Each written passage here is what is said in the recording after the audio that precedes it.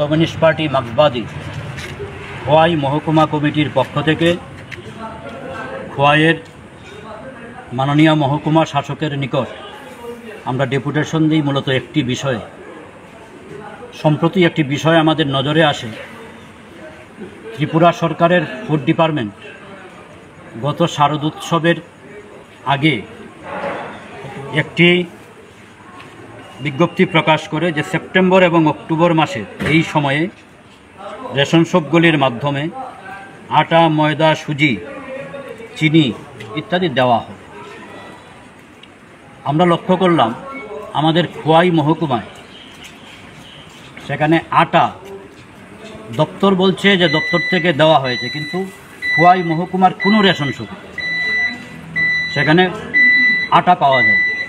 এই বিষয়টি আমরা সেখানে মহকুমা শাসকের দৃষ্টি আকর্ষণ করি এবং রাজ্য সরকারের যে অর্ডার কপি দপ্তরের সেখানে আমরা লক্ষ্য করি যে খোয়াই মহকুমার জন্য 150 মেট্রিক টন মানে 1,50,000 কেজি আটা বরাদ্দ করা হয়েছিল।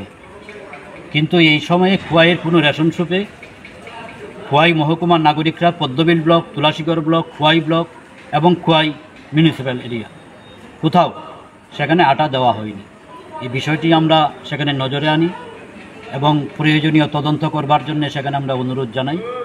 উনিও আমাদেরকে আশ্বস্ত করেছেন গোটা বিষয়টি তিনি খুব শীঘ্রই দেখবেন।